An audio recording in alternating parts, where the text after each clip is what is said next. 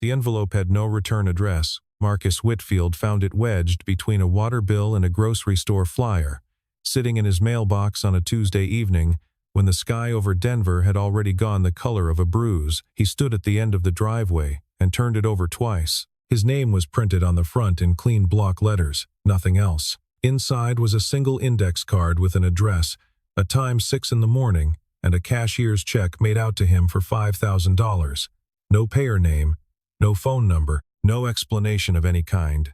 If a story like this stays with you tonight, take a moment to like, subscribe, and tell us in the comments where you are watching from. Now back to that envelope. Inside the house, the coffee maker finished its cycle. He set the envelope on the kitchen table and stood at the counter looking at it. 60 days. That was how long he had before the bank completed the foreclosure on the house. He had the letter memorized by now, the precise legal language, the deadlines, the options that were no longer options. He went to look in on Maya. She was asleep on the sofa, curled on her side with her knees drawn up, one hand tucked under her cheek, 7 years old, and already learning to sleep small, to take up less space than she needed. He had sold her bed frame 3 weeks ago for $60 to put toward the latest round of minimum payments. The mattress was in her room, on the floor. She had not complained once. Renee had been diagnosed 30 months ago. 2 years of treatment surgery, chemotherapy, a clinical trial that had cost them everything and bought them 8 additional months. She had been a nurse at a family practice in Aurora. She had walked patients through every stage of what was happening to her own body until her body stopped being something she could explain.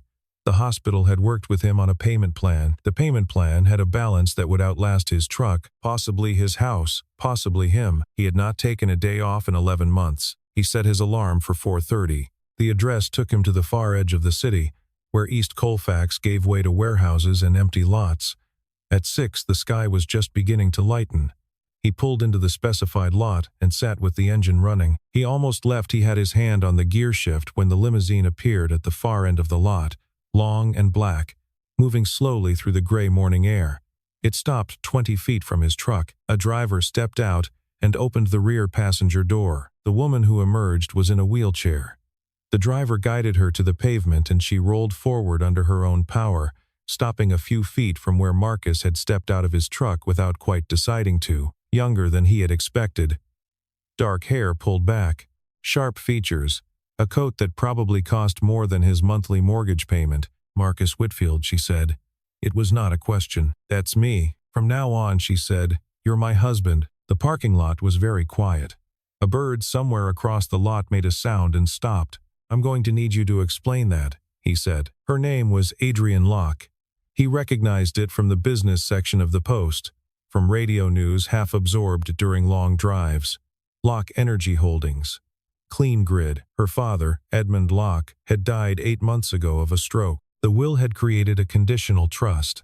If Adrienne could not demonstrate stable head of household standing by her 31st birthday, 51% of the voting shares would transfer into a board-controlled trust. Her birthday was 6 weeks away. There's a man on my board named Preston Vance, she said. He's been building a coalition for 18 months. He doesn't need a majority vote if he controls the trust. He only needs me single in 6 weeks. 2 corporate appearances, a handful of internal documents signed as spouse, a civil marriage filed at the county. $200,000 upon completion. The $5,000 was an appearance fee, non-refundable. No, he said. She did not react. I know about the foreclosure. I know about the hospital debt. I know Maya is in 2nd grade at Clearwater Elementary, and her tuition assistance runs out at the end of this semester. He went still. 4 other men heard this offer before you, she said. They all agreed before I finished explaining the terms. You said no before I finished the first sentence. Something shifted in her expression, not softness, but a different quality of attention. That told me everything I needed to know about whether you could be trusted. He looked at her for a long moment. You're not hiring a husband, he said. You're buying a wall. She met his eyes and did not deny it. He drove home and told himself he was not going to call the number. That was before Maya woke at 11 burning with fever. He sat on the edge of the sofa and pressed a cool cloth to her forehead and counted her breaths and told himself it would break by morning the way these things usually did. She slept fitfully. He did not sleep at all. By 4, the fever had come down 2 degrees. He was sitting at the kitchen table with the index card in his hand, turning it over and over the way he had been turning the problem over in his head for the past 3 weeks, looking for an angle that did not exist. He called the number at 6. A woman answered. Older voice, measured, careful. "This is Margaret," she said. "I've been expecting your call." He asked about Maya. He did not know exactly why. Margaret told him the arrangement included accommodations for Maya in the Locke residence, transportation to and from Clearwater each morning, access to the family's pediatrician for any medical need that came up during the 6 weeks. He sat with that. "She arranged all of that before I agreed." "Yes," Margaret said. "She knew I had a daughter, and she built her into the contract before I said yes." "That is correct." He drove to the offices of David Mercer in Lodo that afternoon. The conference room was oak-paneled. Adrian sat across the table from him, Mercer beside her. Marcus read the contract twice before picking up the pen. The timeline, the compensation, the appearances, the penalty clause requiring full return of compensation, including costs incurred on Maya's behalf, if he disclosed the nature of the arrangement before the 6 weeks were complete. Mercer cleared his throat. "Perhaps you'd like a little more time, Mr. Whitfield.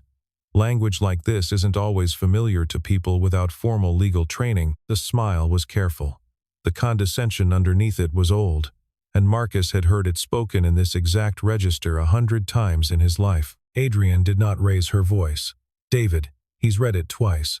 The third pass might be for me. If you need to test reading comprehension in this room, I'd be happy to introduce you to mine." Mercer went quiet. Marcus set the pen down and looked at her across the table. "You built a cage with golden bars," he said. She did not look away. She did not apologize. They both understood he had chosen to walk in the moment he picked up the phone at 6 in the morning with his daughter still feverish in the next room. He picked up the pen. His hand was not entirely steady when he signed his name. That same afternoon they drove to the Denver County Courthouse on West Colfax. Civil registration took 22 minutes. No ceremony, no rings, no photograph. Margaret stood as witness with a clerk whose name neither of them caught. Marcus signed the certificate. Adrian signed beside him. When they walked out, it was starting to rain, the thin, hesitant rain that fell sideways in Denver in late October. Adrian paused at the top of the courthouse steps. The wheelchair tilted slightly into the slope. "I didn't think this day would look like this," she said. Not to him exactly. To the city. He didn't ask what she had thought it would look like. In the limousine on the way to Cherry Hills Village, Maya sat in the back with her backpack in her lap, watching the neighborhoods change. When the spruce trees appeared at the end of the private road and the house came into view beyond them, she pressed her face to the glass and said, quietly, that it was the biggest house she had ever seen in real life. Marcus told her it was only for 6 weeks. Maya nodded. Then she asked whether the fountain in the entry hall was real or decorative and what the actual difference was. The gate guard checked Marcus's license twice. The list was right there on the clipboard. Margaret had called the gatehouse and the residence both. The young man in the Navy uniform read the name, looked at the truck, called the residence on his radio, and then looked at the name again. Adrian sat in the passenger seat and watched this happen and said nothing. Marcus said nothing. Maya in the back had stopped asking questions. At the front portico, another staff member stepped out from under the colonnade and asked what he was delivering. Margaret appeared in the doorway, in the same instant small, gray-haired, in a navy cardigan she had probably owned for 15 years. "Mr. Whitfield," she said, loud enough for the man under the colonnade to hear it twice. "Welcome home. We have you in the East Room. Maya, your room overlooks the lawn. I think you'll like the windows." The doors opened. Marcus did not comment. He had lived long enough with this kind of morning to know that commenting did not change it. Maya did not unpack. She carried her backpack from room to room for the first 2 hours, touching door frames, pressing her nose to the floor-to-ceiling glass that overlooked the back lawn. She wanted to know why there were so many rooms, if only one person lived there. She wanted to know if the fountain was real or decorative, and what the actual difference was. Marcus did his best. Around 9, the rain started in earnest. He went looking for Maya, and found her in the library, a long room on the ground floor, lined with dark shelves that reached the ceiling. lit only by a single reading lamp at the window. The rain had started running steadily down the glass. And there, in the far corner, Adrian sat in her wheelchair with her back to the door, watching the storm. Maya had already climbed into the leather chair nearest her. "Why are you sitting in the dark?" Maya asked. "Are you sad?" Marcus stopped in the doorway with his hand on the frame. There was a pause, long enough that he thought Adrian might simply redirect the child. Instead, she turned her head slightly. "Maybe a little," Adrian said. Her voice was different in that room, in that light quieter than he had heard it, without the precision she wore like armor during the day. Maya considered this with the gravity only 7-year-olds could bring to borrowed adult troubles. "I think a lot at night, too," she said. "Daddy says it's okay to think. He says you just can't let the thinking be the only thing." Adrian did not answer. She just sat with the child in the dark and the rain. Marcus stood in the doorway and did not move. He had come to retrieve his daughter, to apologize for the intrusion, to maintain the careful distance the contract implied. But something in the room held him still. Adrian had not told the child to leave. She had not reached for the professional register she used with him. She simply sat with Maya in the dark, and something in her posture, in the precise angle of her shoulders, was different than it had been in the parking lot, or across the oak table, or in every careful exchange they had managed in the 12 hours since he had moved into her house. He went back down the hall. He did not interrupt. In his room at the end of the second floor, he sat on the edge of the bed for a long time. He thought about Renee not for the first time that day, but for the first time the thought did not arrive with the familiar undertow of guilt. He didn't know why. He didn't try to explain it. For the first time since he had signed his name, he wondered whether the cage Adrian had built had a door at all, and whether the door swung both ways. The first event was a fundraiser for the Rocky Mountain Clean Energy Foundation at the Brown Palace. Marcus wore a black suit Margaret had ordered from a tailor in Cherry Creek, fitted closely enough to feel like a costume he had not asked for. He pushed Adrian's wheelchair across the marble lobby. He was aware that every face that turned toward them held the look exactly one beat longer than necessary before smiling. A woman in heavy jewelry, Mary Holcomb, the wife of a board member, crossed the floor toward Adrian, set one hand on the wheelchair as though they were old friends, and turned to Marcus. She held out a valet ticket. "Thank you so much," she said. White Mercedes, near the front. Around them the conversation thinned half a degree. Adrian did not raise her voice. She said, with the precision of someone who had been waiting for this exact opportunity her entire adult life, "Mary, this is my husband, Marcus Whitfield. He is a master electrician licensed by the state of Colorado, and he has never in his life parked a car for tips. The valets are over there. They wear black vests. If you can't tell the difference between him and them, perhaps you should ask Holcomb to schedule you an eye exam." Mary went pink and stepped back. Behind her, a man whose name Marcus did not know muttered something into his bourbon about Adrian's interesting choices since the accident. He thought he had said it low enough. Adrian heard it. She turned her wheelchair toward him. She looked at him long enough that the conversation around him stopped, and the man's drink stopped halfway to his mouth, and then she rolled away without speaking. The silence she left was longer than anything she could have said. In the limousine on the way home, she stared out the window for several blocks before she spoke. "I'm sorry about tonight." He let it sit a moment. "You don't have to apologize for other people's behavior. I'm apologizing for putting you in that room without warning you about that room." He looked at her. It was the first thing she had said to him that did not carry a second meaning. When they got back to the house, Maya was already asleep in the room Margaret had prepared, a window overlooking the lawn, a proper bed with a full frame, a small nightlight shaped like a quarter moon. Marcus stopped at the threshold and watched his daughter breathe for half a minute before he closed the door. Downstairs, Adrian paused her wheelchair at the foot of the staircase. She did not look at him when she spoke. "My father used to say Locke had to be the kind of company where people got judged by their work and not their name. I'm not sure I've kept that." She rolled away toward the east wing. Marcus stood in the foyer with his hands in his pockets. The chandelier above him was very still. He realized, standing there, that he had not thought about the $200,000 all evening. What he was thinking about instead was the fact that Adrian had used his full name in front of a room full of people who were waiting for her not to. Renee had done that for him a handful of times in their life together, and it had been one of the reasons he had loved her. He went upstairs and stood for a long time at Maya's door before he went to his own room. The hallway lights along the second floor were on a timer he had not yet figured out. They dimmed exactly at 10:30, no matter what was happening underneath them. He stood in the half-dark and listened to the house settle around him. 4 days later, he was replacing a tripped GFCI outlet in the hallway near Adrian's study, old wiring from a 90s renovation, the kind his hands could read without thinking. The study door was half open. Her voice was low, but the house was quiet. He heard enough. Dr. Rachel Huang was being precise. 6 months without therapy had already compromised the recovery window. Adrian's injury was an incomplete spinal cord injury at the 11th thoracic vertebra. With structured PT begun within the next 3 months, the odds of unsupported walking were 45 to 60%. Past that window, under 15%, she had been canceling appointments for 6 months. Marcus finished the outlet.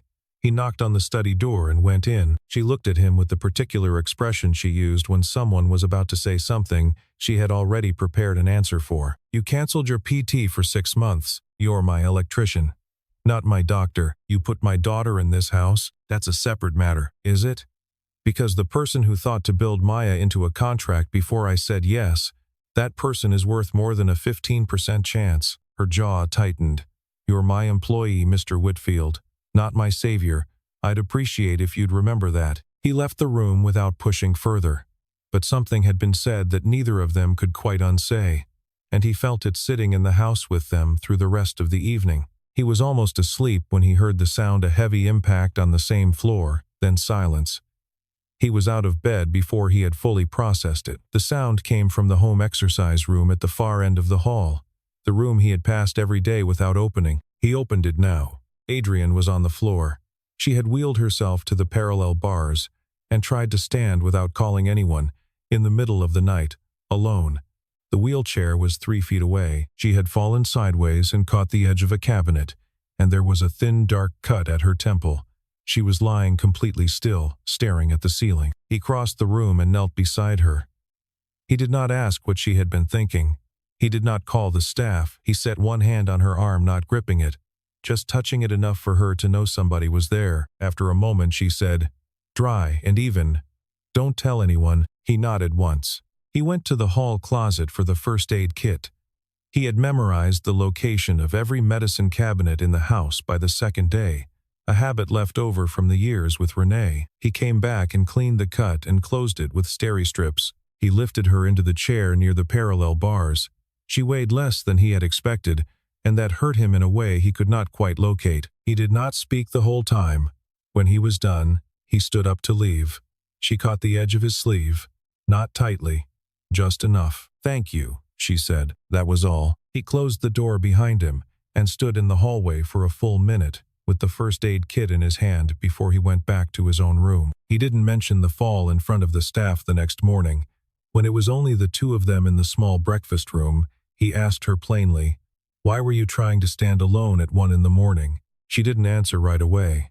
She pushed her coffee cup to the middle of the table and finally said, "Because I didn't want anyone to see me fall before I could stand on my own, and because I didn't want you to know one thing." She told him, 10 days earlier, Wendell Brighton, the largest individual shareholder in Locke, 30%, had met Preston Vance for a private lunch at the Petroleum Club downtown. Margaret had been carrying a coffee tray through the rear hallway behind the small conference room. The wall was thin. She had heard Wendell say it clearly.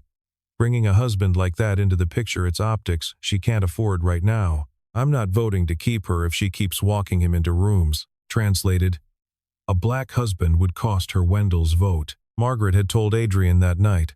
She had told her because Edmund had instructed her in 2009. If anyone in that building ever said something like that, the girl had to know. Adrian had not told Marcus because she had not wanted him to know that his presence in her house had already cost her something. "I thought if I could stand on my own stand in front of the board on my own feet, Wendell's sentence would stop mattering." "I didn't want you to hear a sentence you've already heard your whole life." Marcus sat with that. He was not angry the way she had perhaps been afraid he would be. He spoke slowly. "I've heard sentences like that since I was 8 years old. They don't make me weaker, but you hiding it to protect me That's something you don't get to do alone. And canceling PT to make yourself walk before Wendell, that isn't independence. That's letting Wendell write the schedule of your recovery. She was quiet for a long time. I'm not used to having someone on the other side, she said. Get used to it. That evening he showed her the basic exercises, the isometric warm-ups, and the range of motion sequences he had learned sitting in the oncology hallway during the 2 years of Renee's treatment, absorbing everything the therapist said because knowledge had been the only thing he could give his wife at the time. He did not tell her why he knew. She did not ask. 2 days later, she called Dr. Huang and put the appointments back on her calendar. The first session was set for Monday at 7 in the morning. Maya sat in the corner of the exercise room with her coloring book, narrating the adventures of an imaginary goldfish named Mr. Belvedere. Neither adult told her to leave. There was something settling about her commentary, the way a child's voice could fill the silences of a room without asking anything of the people in it. When Adrian moved through the third set of seated lifts, her face was tight with effort, and there was a tremor along her right shoulder that he watched without remarking on. He counted the reps for her in a low voice. When she finished, she let her hands rest on her thighs and didn't speak for almost a minute. He didn't either. She looked at him eventually. When you were sitting in that hallway, she said, did you think she was going to live? He thought about lying. He thought about the way Maya, 2 doors away, was telling Mr. Belvedere a story about a swimming pool. For a while, he said, and then for a while after that I just thought she shouldn't have to do it alone. Adrian nodded once. The tremor along her shoulder had stopped. Preston Vance called an emergency board meeting under the clause in the bylaws covering serious governance concerns. Marcus attended as her spouse. The bylaws required it for any meeting affecting the voting share structure. The boardroom sat on the 42nd floor, with floor-to-ceiling glass on 3 sides. The Denver skyline behind it looked like a model someone had been polishing all morning. Preston had prepared methodically engagement metrics with key shareholders, a written summary of Adrian's reduced attendance at executive committee meetings since the accident, an actuarial assessment of her recovery timeline that her own physician had not produced and had not been asked to verify. Then he put the marriage contract on the screen. He had obtained it legally. The $200,000 payment to a spouse was a related party transaction. SEC disclosure rules required the audit committee to receive the documentation. Preston sat on the audit committee. He had received it 3 weeks ago. He did not frame it as personal antagonism. He framed it as governance. He used the words questions of judgment. He used the phrase spousal optics not consistent with the expectations of our larger shareholder base. He did not have to be more specific. 2 members of the board nodded faintly. Preston knew, looking at their faces, that he was winning. The room stayed quiet. Adrian was very still. The document on the screen contained her signature and Marcus's, the payment terms, the penalty clause, the 6-week timeline. It was accurate in every particular, and it meant everything and nothing at once, depending on what you understood the word real to contain. Marcus stood up. He had not planned to speak. He was not a board member. He had no credentials in this room that anyone present would recognize or credit, but he was on his feet before the decision fully formed, and the room was quiet enough that his voice reached every corner without effort. I'm not here because she paid me, he said. I'm here because she is the first person in 3 years who thought about my daughter before she thought about herself. He paused. The document is real. The contract is real. And everything that happened after I signed it is also real. Before I agreed to any of this, before I said yes to a single thing, she had already arranged transportation to my daughter's school and access to a pediatrician for any medical need that came up over 6 weeks. She did that for a child she had never met. He looked around the table. I know some of you in this room are thinking I don't belong in it. I've heard that said plain, and I've heard it said sideways my whole life. You don't have to say anything more. But if you want to vote out the person who built something worth protecting because you don't want to see me standing next to her, then you don't deserve what she built, and you don't deserve what her father built before her. He sat down. The room stayed quiet for several seconds. Then Adrian turned her head and looked at him. Not the way she had looked at him in the parking lot, or across the oak table when he signed, or in any of the careful transactional exchanges they had managed since. She looked at him the way people look at something unexpected that turns out to be exactly what they needed. Her hand moved, slowly, without drama. from her lap to the armrest of the wheelchair. Her fingers rested there a moment. Then she reached slightly further and her hand was on his, light as something landing. He did not move. Preston watched all of this from the far end of the table. His face did not change.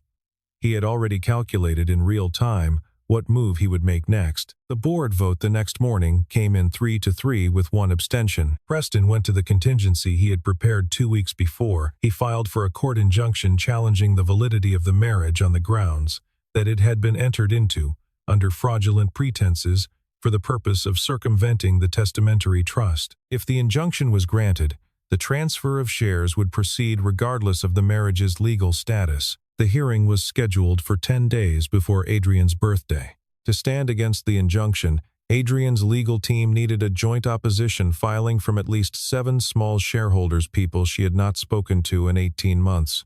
She had to go to them in person. In 48 hours, Marcus drove. He did not think of it as a decision. He simply went to the garage in the morning and brought the truck around to the front of the house, and when she came out, he was there. They drove to 11 meetings over 2 days, a retired civil engineer in Boulder, a widow whose husband had bought in the year Edmund, moved the company out of its rented warehouse, a surgeon in Littleton who had retired in his 60s and kept his shares the way other people kept war medals, a former plant manager in Aurora who now ran a small contracting firm. Some meetings lasted 20 minutes. One lasted nearly 2 hours. The 9th meeting was with Theodore Banks, Park Hill, a red brick bungalow with a porch swing that looked like he repainted it every spring. The old man opened the door wearing his reading glasses pushed up on his forehead. He looked at Marcus through the screen. He looked at Adrian. He stood back and waved them in. When she rolled into the living room, Teddy gestured for Marcus to sit down next to him instead of waiting in the truck. He talked to Adrian for 30 minutes, not about the will, about Edmund, about the morning in 1986, when Edmund had offered him a Boeing job's worth of salary that Edmund didn't have, paid partly in stock because the cash wasn't there, about the fact that Teddy had never sold a single share, about the day Edmund had stood up in a meeting in 2004 and told a Texas investor to go home. Before they left, Teddy put one hand on Marcus's shoulder. His grip was lighter than Marcus had expected and steadier than he had any right to be at 81. "You keep her," Teddy said, quietly. The voice of a man who had said hard sentences in his life and learned which ones to keep. "She's not used to being kept, but you keep her anyway." That's the one thing her father didn't get the chance to teach her. He signed the opposition filing at his kitchen table with the cross pen Edmund had given him in 1991. Marcus found parking near each address and waited. Sometimes he waited in the truck with the radio low. Sometimes he walked to a nearby diner and came back with 2 coffees and a paper carrier. He set one on the passenger seat before she returned. He did not explain this. It did not require explanation. She never thanked him. She always drank it. On the night of the second day, Adrian had the signatures of 8 shareholders, enough to clear the opposition threshold. They drove back to Cherry Hills Village just before midnight. The sky was clear, and the city below them looked smaller than it had felt all day. She spoke very quietly, looking at the dashboard. "I think my father would have liked you." He kept his hand on the wheel and did not turn his head. "I think I would have liked your father." The joint opposition was filed with 5 hours to spare. At the hearing, the judge noted that the contract included care provisions for a minor child that were independent of the contract's completion, a legal indicator of good faith intent, not pure fraud. More to the point, the civil marriage had been legally registered at the Denver County Courthouse with full procedural compliance, and Colorado did not recognize a fraud doctrine in marriage absent a complaining party. The injunction was denied. Preston's petition was dismissed on procedural grounds his own legal strategy had inadvertently created. 3 days later, he resigned from the board, citing the desire to pursue other opportunities, language everyone in the building understood and no one acknowledged. When Adrian came out of the courthouse building where the news had reached her, Maya was standing at the bottom of the steps next to Marcus, holding a bundle of wildflowers she had gathered from the edge of the property that morning. Small, stubborn things, the kind that grew through gravel without asking permission. "I brought you flowers," Maya said, "because you won." Adrian stopped the wheelchair at the bottom of the steps. She looked at Maya and at the flowers, and then, slowly, She leaned forward and took them. Maya did not wait. She stepped forward and put her arms around Adrian's neck, the way children do, without ceremony or hesitation, requiring nothing in return. Adrian did not pull back. Her arms came up and she held the child, and she closed her eyes. Standing a few feet away, Marcus looked at the sky and gave her that moment in private. The last evening of the 6 weeks came quietly. Marcus had not made a plan. He told himself he was waiting to see what the morning required, which was the closest he had come in some time to not knowing what he wanted. He went through the motions of packing, folding things, setting them near the door of his room, and then he sat on the edge of the bed and did not continue. Maya appeared in the doorway at 8:30 in pajamas, printed with planets. "Are we leaving tomorrow?" she asked. "The job is done," he said. "So yeah, I think so." She stood in the doorway and looked at him with the expression she had been developing over the past several months, the one that meant she had processed something and found it insufficient. "But I don't want her to be alone in the dark again," Maya said. He did not have an answer. She went to bed. He sat on the edge of the mattress for a long time after that, in the quiet of the house, listening to the sounds that had become ordinary to him, the settling of the structure, the distant movement of a staff member closing a kitchen cabinet for the night, the particular quality of silence in a house this size that was different from the silence in the house he was about to go back to. He thought about the foreclosure letter on his kitchen counter. He thought about what he had promised Renee on the last morning she was lucid, that whatever happened next, he would not let Maya feel the weight of what they had spent. He had been carrying that promise like a third job every day for 12 months. He thought about it now, sitting in a house that was not his, in a quiet that was not his quiet. He noticed that for the first time in a year, the promise did not feel like a stone he was carrying alone. He did not have a name for what that meant. He did not need one tonight. He did not lie down. The knock came at 10:42. He opened the door. Adrian was standing in the hallway, not in the wheelchair. Upright, her right hand braced against the doorframe, her weight balanced with the careful intention of someone who had rehearsed. The effort visible and real, and she held it. Behind her, leaned against the wall at the far end of the hallway, a pair of aluminum forearm crutches. She had left them there to take the last 3 steps alone. He looked at her. He did not speak. "I practiced for 3 weeks, she said, "not the standing." She paused. "What I was going to say when I got here." "What were you going to say?" She was quiet. The hallway was very still around them. "I don't know anymore," she said. "I think I just wanted you to see me standing." He stepped forward. He placed his hand over hers where it rested against the doorframe, not to steady her, not to lead her anywhere, just to be there, which was the only thing he had ever known how to offer. "I see you," he said. They did not move for a long time. Eventually he guided her to the chair at the end of the hallway, and somewhere around midnight she fell asleep against his shoulder. He took off his jacket and laid it across her and stayed there through the night, not because the contract required it, but because the contract had nothing to do with this anymore. 6 weeks of coffee and parallel bars and a child asking questions neither of them could answer had assembled something else in the background. In the morning she came down to the kitchen while Maya was eating cereal and telling a story about a frog and a misunderstanding Marcus had only partially followed. His bags were still upstairs. No one commented. Adrian set an envelope on the table in front of him. Inside was a check for $200,000, exactly as agreed. Underneath it was a folded piece of paper, not a contract, just a sheet with a few lines in her handwriting. The pen pressed firmly enough to show she had written it without second-guessing. "Stay, not because of the money. Because of Tuesday mornings and Maya's questions and the way you never asked me to be less than I am." Marcus picked up the check. He looked at it for a moment. Then he set it down in front of her and pushed it back across the table. He kept the note. Then he said, "The Street Joseph balance is mine. I'm going to pay it. Not with your money." She nodded once. Not arguing. Not negotiating. She understood that this was how he was going to keep himself, and she respected it. Maya was still explaining the frog situation, and neither of them interrupted her.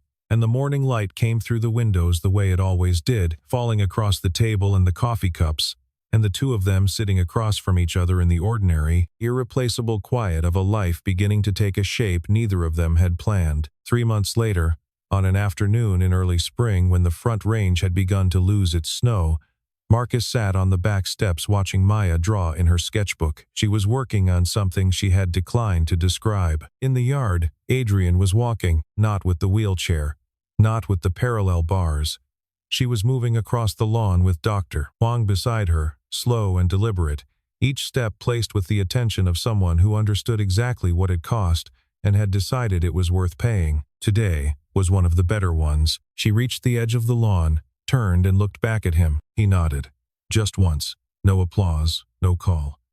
Just a quiet acknowledgement that passed between them in the afternoon light. I see you. I am here. I am not going anywhere. Adrian's mouth curved, not the controlled expression she deployed in boardrooms, something quieter and more durable. The smile of a person who had stopped waiting to be left. Maya looked up from her sketchbook. She followed his gaze to Adrian standing in the yard. "Daddy?" she said. "Is she going to be okay?" He watched Adrian take another step, steady, deliberate, hers. "Yeah, baby," he said. "She's going to be more than okay."